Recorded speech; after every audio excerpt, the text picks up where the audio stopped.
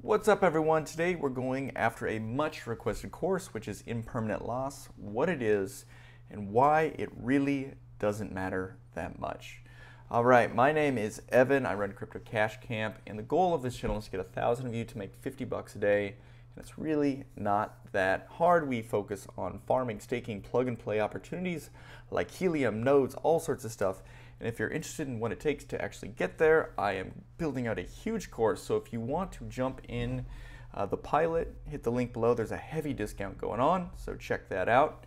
But yeah, let's jump into the content right here. Impermanent loss, what it is, why it really doesn't matter. Okay, let's get out of here. Okay, so what is impermanent loss? And I think that's an important thing that there's a huge misconception of. People are like, oh, I'm going to get impermanent loss if I ever create a liquidity pool token. And let's just start with the basics of it. Impermanent loss is the difference between pooling an asset, meaning creating a liquidity pool token, say of, let's say Phantom's $2. So you create, $1,000 of USDC, 500 Phantom, so it's $2,000 in total. That's a liquidity pool token. You put it into Spooky Spot, Spirit Swap, and then that token is actually, that LP token is earning interest. But at the same time, there could be some impermanent loss if one of the two assets goes much higher or lower than the other. So usually that would be Phantom if you're with a stable coin. So it's the difference between doing that LP token and then also just having the two assets sitting by themselves in like a separate portfolio. Also, when they talk about impermanent loss, it doesn't account on interest being made. And the whole reason why you create LP tokens, liquidity pool tokens, like I said, the two assets, is to make pretty good interest, really good interest in some cases. So yep, just remember that it is 50-50, so 50% USDC, 50% Phantom, 50% Ethereum, 50% USDC or USDT. It doesn't just have to be a stable coin either. So when exactly does impermanent loss apply? Well, what happens is that, say for example, Phantom goes up to $4. You had $1,000 worth of Phantom at $2, so you had 500 Phantom and $1,000. And what happens if Phantom goes up much higher? Then it gets imbalanced because, say it doubles over here, USDC is over here. So secretly what's happening is the Phantom is selling off and balancing that out with the stable coin or the other coin that you have. So you have equal amounts, 50% fiat dollar value of both. The other coin and the stable coin doesn't have to be a stable coin. So that's super important to know. And remember, this only happens when you create that liquidity pool token we went over about. And here is an example of it. So many of you may already know this, but this is an exchange. You can go to Farms. This is Spirit Swap on Phantom. And we can see maybe something that, okay, USDC and Phantom paying out 27%. This is a liquidity pool token right here. And you can create this. And you can actually approve it and apply it here and make that 27%. So no, there's always gains to be made, even if there is, say, 4 or 5% permanent loss, but you're making 27% annually, it could very well be worth it. So let's zoom out and let's do an example of impermanent loss right now. Okay, since maybe not everyone knows the price of Phantom right now, let's go to Ethereum. And let's say right now the price is $2,500 for Ethereum, roughly. And let's say that price doubles to $5,000. However, we're pairing that with USDC, which is $1 and stays $1. So just for the fact of keeping those two tokens together, you have the LP, you have Ethereum on one side, USDC on the other, and as Ethereum actually goes up, doubles, and the dollar obviously stays the same, you suffer 5% in permanent loss. But you also are having the token that you have half of double, so you're making money there. So it's not like you're just losing money. And if we go to advanced, this may make a little more sense. Start off with $2,500 Ethereum, $2,500 of USDC, so total 5,000 invested. This is a calculator. It's called, it's on Whiteboard Crypto. Let's see if we can zoom in for you guys there. I'll put a link in the description or something.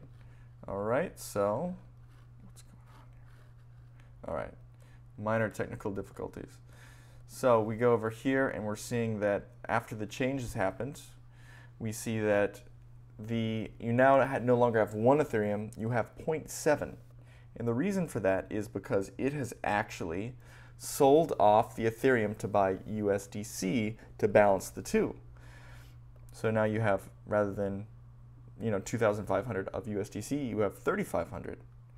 And remember, the only time you suffer that impermanent loss is when you take the LP token, I told you over here, and you break the LP token over at exchange. If you haven't done this before, you go to liquidity, and you would add your liquidity token and you would break it apart here. That's the only time you would suffer the impermanent loss, because if it went back to the normal price, you want to experience that. But obviously, you want to take advantage of ETH doubling and take advantage of that right there. And remember, so you would actually have a little bit less. So what happened if, it was paired with something that doubled as well? So this was 2,500 to 5,000. And just say you had Phantom 2, this would be a weird pair. It was at $4 now. It was at 2, going to 4. So let's go to advanced. Your impermanent loss would be 0 because they're not getting stretched apart. They're the same. They're moving up together. They're moving down together. They're not experiencing impermanent loss. So the advance would be, you pretty much just doubled your money right across the board. You put your 5,000 in, you now have 10,000. You now have token value right here. You have 1,250 at $4, and this you have one at $5,000. So nothing's really changed. And remember, you can also experience impermanent loss on the downside. So let's show you that example. Say you have, Ethereum was at 2,000, went down to 1,000. And let's just say we're still with stable coins right now.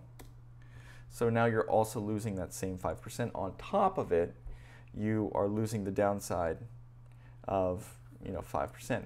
But remember, you're not losing exactly 25% of your wealth, because the USDC is always selling off and buying your Ethereum as it goes down. So if you're super long on Ethereum and you have a LP token making interest and it goes down, your USDC is buying more Ethereum. Even if you break it, you just got a bunch more Ethereum at a cheaper price.